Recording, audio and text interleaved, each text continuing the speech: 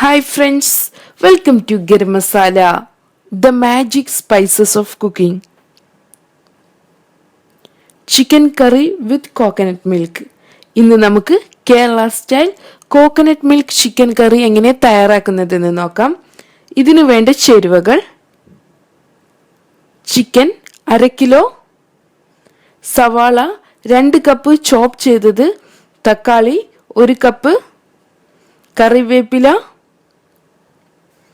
ഇഞ്ചി paste 1 tablespoon, വെളുത്തുള്ളി paste 1 tablespoon, പച്ചമുളക് 3 എണ്ണം, വെളിച്ചെണ്ണ 2 ടേബിൾ സ്പൂൺ, coconut milk, thin coconut milk 1 cup, thick coconut milk 1/2 cup, കസ്കസ് 1 ടേബിൾ സ്പൂൺ, ഏലക്ക 6 എണ്ണം, പട്ട 2 ഇഞ്ച് നീളമുള്ള 1 പീസ്, ഗ്രാമ്പൂ 6 എണ്ണം, ബേ ലീവ്സ് 2 എണ്ണം, മഞ്ഞൾപ്പൊടി 1/4 ടീസ്പൂൺ, മല്ലിപ്പൊടി 1 ടീസ്പൂൺ, മുളക് പൊടി 1 table spoon, garam masala 1/2 teaspoon, കുരുമുളക് പൊടി 1/4 ടീസ്പൂൺ, വലിയ ജീരകം പൊടിച്ചത് 1 ടേബിൾ സ്പൂൺ, ഉപ്പ്. ഇനി നമുക്ക് കറി തയ്യാറാക്കാം. ചൂടായ പാനിലോട്ട് നമുക്ക് വെളിച്ചെണ്ണ ഒഴിക്കണം. ഇതിലോട്ട് ഹോൾ സ്പൈസസ് ചേർത്ത് ഒന്ന് റോസ്റ്റ് ചെയ്തെടുക്കാം.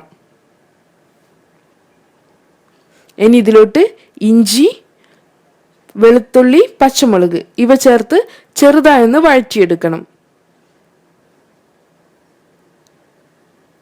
അടുത്തതായി നമുക്ക് സവാള ചേർത്ത് കൊടുക്കാം. ഈ സവാളയുടെ കൂടെ ഒരൽപ്പം ഉപ്പ് കൂടെ ചേർക്കാം. നമുക്കിതിനെ ട്രാൻസ്പാരൻ്റ് ആയി വരുന്നത് വരെ വഴറ്റിയെടുക്കാം. ഇപ്പോൾ നമ്മുടെ സവാള തയ്യാറായിട്ടുണ്ട്.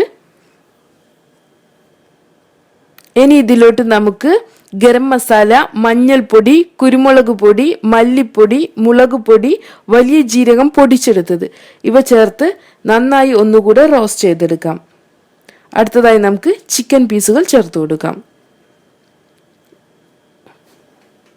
മസാലയും ചിക്കൻ പീസും നന്നായി ഒന്ന് മിക്സ് ചെയ്തെടുക്കാം.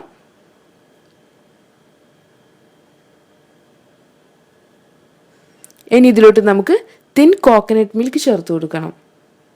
നമുക്കിതിനെ ഒന്നുകൂടെ ഇളക്കി കൊടുക്കാം. നമുക്കിതിലോട്ട് കറിവേപ്പില ചേർക്കാം.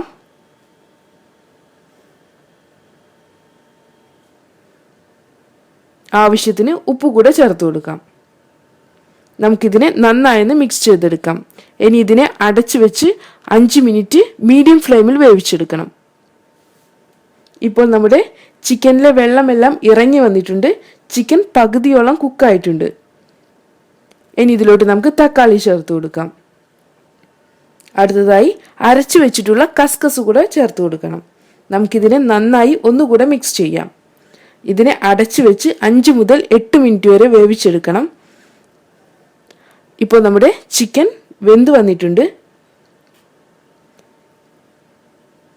ഇനി നമുക്കിതിലോട്ട് തിക്ക് കോക്കനട്ട് മിൽക്ക് ചേർത്ത് കൊടുക്കണം. ഇപ്പോൾ നമ്മുടെ കറിയുടെ കളറെല്ലാം മാറി വന്നിട്ടുണ്ട്. ലൈറ്റ് യെല്ലോ കളറായിട്ടുണ്ട്. ഇതാണ് കോക്കനട്ട് മിൽക്ക് ചിക്കൻ കറിയുടെ കളർ. ഇനി ഇതിലോട്ട് നമുക്ക് കറിവേപ്പില ചേർത്ത് നന്നായി ഒന്ന് മിക്സ് ചെയ്യാം.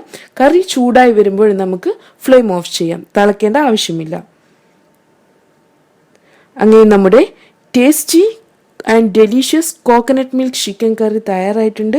നമുക്കിത് ചപ്പാത്തി, പറാത്ത, പത്തിരി ഇവയുടെ കൂടെ എല്ലാം സെർവ് ചെയ്യാം. Thank you.